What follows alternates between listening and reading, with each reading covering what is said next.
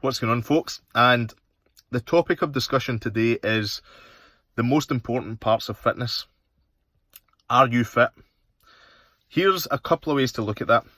Number one, if you are someone that is in a specific sport or a specific discipline, you are probably fit in only that one thing.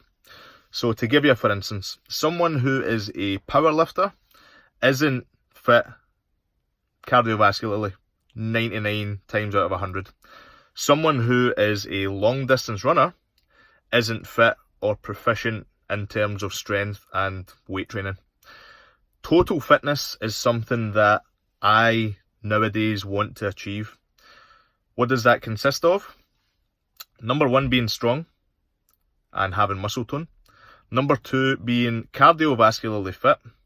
Number three, having explosive power. Number four, having mobility and flexibility. And number five, having good mental strength. So I look at these 5 different areas and I think, okay, how can I construct my training routine towards these things so that I am proficient and have total fitness? Here's the way I do it. I have 2 days that I dedicate towards strength training and muscle tone. So that would be 1 day upper body, 2nd day lower body. I then have 1 day that I am focusing on long distance running. So therefore I'm going to be cardiovascularly fit. I then have another day where I am going to be focusing on athletic movements and explosive power. So therefore I am going to be functionally, athletically strong and athletically fit. I then have a day where I'm going to be focusing on mobility and flexibility. So therefore I'm going to be getting that mobility and flexibility level of fitness there. And then I have, within those programs, I have certain things that I do that allow me to become mentally stronger. So that can be, to give you for instance, farmers walking for longer than I maybe did before, and really having to build up my mental capacity and my mental strength to be able to achieve a longer distance than I previously did the week before.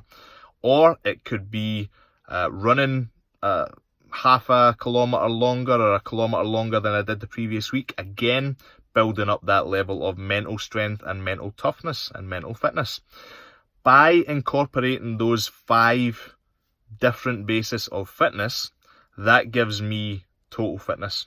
Now, people will look at this and say, yeah, that's great to be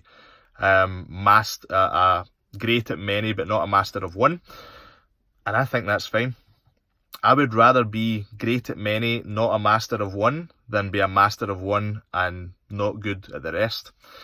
Unless you are a specific athlete that is going all in one discipline, then I really think that you should focus your efforts spread amongst those 5 different areas and those 5 different things. If you can give 20% to each of those different facets of exercise, you will be in a far better position long term. You want to make sure that you're flexible enough and have the mobility not to always be injured.